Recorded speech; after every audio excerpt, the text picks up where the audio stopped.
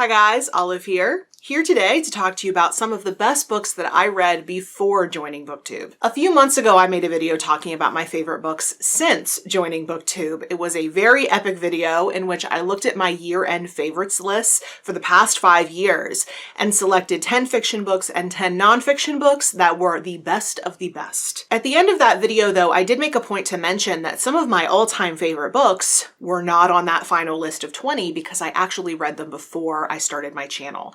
I got a few comments asking me if I could please talk about some of the best books I read before joining Booktube. And so here we are. So in this video, I'm going to talk about some choice 4- and 5-star books that I read in the period between when I first got back into reading and when I started this channel back in January 2015. So let's start off by talking about a really sweet one, Mr. Penumbra's 24-Hour Bookstore by Robin Sloan. This takes place in a bookstore in San Francisco. Our main character is a former tech bro and a new employee at this store, and he starts to realize that there's more to this store than he originally thought. It almost seems like there is a secret society surrounding it. This was a really light, fun read. It was exactly what I needed as I was trying to learn my taste as a fiction reader, since before I joined Booktube, I was reading pretty much only nonfiction. Next up is an all-time favorite work of nonfiction. That is The Poisoners Handbook by Deborah Bloom. I read this one for a book club, and I was obsessed with it almost immediately. This is one of those books that does so many different things all in one place.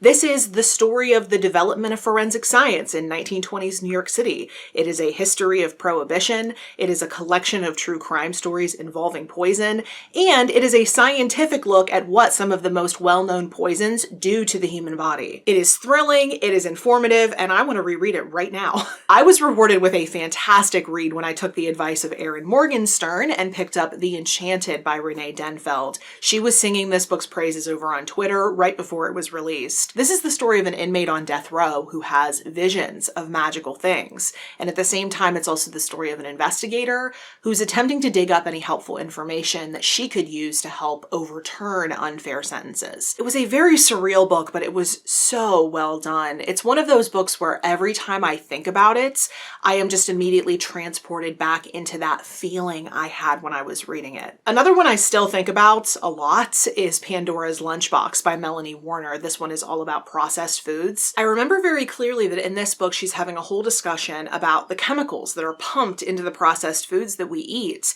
and what the purposes of those chemicals are. They're mainly meant to prevent these products from decaying on shelves, which is why they'll last so much longer than a fresh product. But those same chemicals have such a negative impact on the body. They're really not good for us. And how we don't even know if chemicals from 2 or more processed foods in our body at the same time could be having chemical reactions that are not great for us. It's all scary stuff, but really important to learn about. One that I get a craving to reread every single summer is Cinnamon and Gunpowder by Eli Brown. This is all about a lady pirate who takes a chef hostage aboard her ship and demands that he cook her a gourmet meal every single Sunday using only what's available on the ship, or else she'll kill him. This one is a delight from start to finish. Another all-time favorite work of nonfiction is another one I read before joining Booktube. It's Catherine the Great, Portrait of a Woman by Robert K. Massey. This is a history of Russia's longest reigning empress, who was not actually Russian, but was quite the pragmatist. No one wrote about the Romanovs quite like Robert K. Massey did. I was heartbroken when I found out he died. An extremely memorable work of fiction I read before joining Booktube was The Girl in the Road by Monica Byrne. This is a work of speculative fiction in which global power has shifted to the east. 2 different girls from 2 different times are heading in opposite directions. There's an energy harvesting bridge.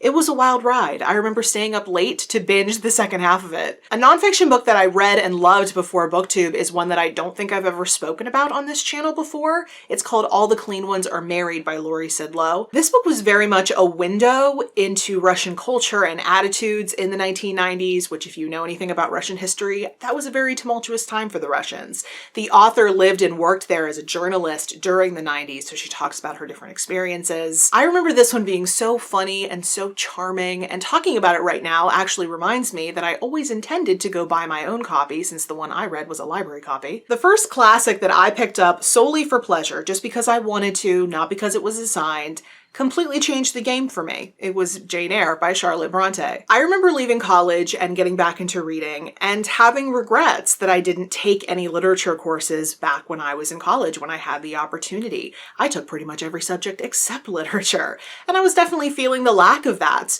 When I got out of school, I wanted to have read some of the really important works of the Western canon. I was extremely intimidated by the language of the classics. I thought I wasn't going to be able to understand it, so I listened to this one partially on audiobook, and that helped me hear the music of the language, is how I like to put it.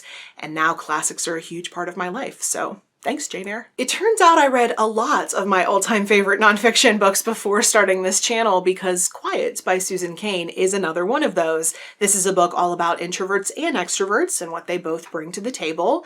It does tend to focus on introverts since they, or should I say we, tend to be overshadowed. It's a really valuable book regardless of your personality type though. It's not like you won't get anything out of this if you're an extrovert. I actually think you'll understand things a lot better if you read this book as an extrovert. There are a lot of great observations in here, a lot of things that I still think about and apply to my life to this day. This next one, I don't think I've talked about much on this channel either, which is so surprising because I would call it one of my favorite fiction books. It's The Unbearable Lightness of Being by Milan Kundera. To talk about what this book is about feels kind of pointless, but suffice it to say, it's about a husband and a wife who are polar opposites, and it's about communism. The reason why I gave the story the brush off just then is because basically everything within this book is a stand-in for Kundera's life philosophies. He is explaining to you his ideas about life first, and he is using the characters and plot to assist him. Everything else is secondary. It is a novel of ideas, to say the least. It is very cerebral, it can be very dark, but it is so beautiful. This will always remind me of the winter. On the lighter side is Hyperbole and a Half by Ali Brosh. This is a collection of previously published and new comics from the creator of the formerly immensely popular blog, Hyperbole and a Half. One of my roommates in Russia made me aware of Ali's blog, and I remember us sitting around our dorm giggling at all of her comics, most specifically the A Lot Monster. We got a kick out of that one. I read this book as soon as it came out. I had to take breaks in between the comics because I was just laughing myself into hiccup fits. And I still get the hiccups every single time I read this book. It's the funniest book I've ever read, hands down. Of course, The Night Circus by Erin Morgenstern is on this list. I found my copy, this copy, at a library book sale. When I first saw it, I picked it up because I thought the cover was cool. I was not aware that there was any hype around this book at all because when it came out, I wasn't reading for pleasure. I was busy being an overachieving college student. I read this book shortly after I picked it up at that sale, and I was just immediately transported to another world. I remember reading big sections of this when I was waiting on my husband's car that was being serviced at the dealership. I think there was a recall or something. I don't remember because I was not there mentally. I was in this book. Fast forward many years later, and I themed my 30th birthday party around this book. The last nonfiction favorite I read before Booktube is Mastering the Art of Soviet Cooking by Anya von Bremzen. This is another one that is a mashup of several different things. It is part food writing because it's almost like a food history of the Soviet Union, which is such a unique thing. And then it's also part memoir, but it's split between her upbringing in the Soviet Union and when she and her mother emigrated to the United States. So this is a history, food writing, and memoir mashup, plus humor, because she is absolutely hilarious. And last but certainly not least is Rules of Civility by Amor Towles. This is my all-time favorite book, and I read it before I joined Booktube. It's another one that's really hard to explain, but it's essentially about how three people, two friends and one stranger, meet on New Year's Eve 1937. And we follow these three people, one of them more than the other two, through the entire year of 1938. And it's essentially making the statement that 1 year in our lives has the potential to change everything that comes after it. I reread this book every single June. It is gorgeous. It is full of wisdom and class. It is the bee's knees. So those were the standouts in the time before Booktube. As you can tell, I haven't done all of my best reading since I joined Booktube. I read some real heavy hitters before I even thought about starting this channel that are still some of my favorites today. As always, if you've read any of these books, if you've heard about any of these books, or if you're now interested in reading them after hearing me talk about them, you can let me know in the comment section below. But if you'd prefer to find me somewhere other than YouTube, I am on a variety of different places on social media, and the links to all of my profiles will be in the description box below. Thank you so much for watching. I hope you're having a wonderful day, and I will see you in the next video. Bye.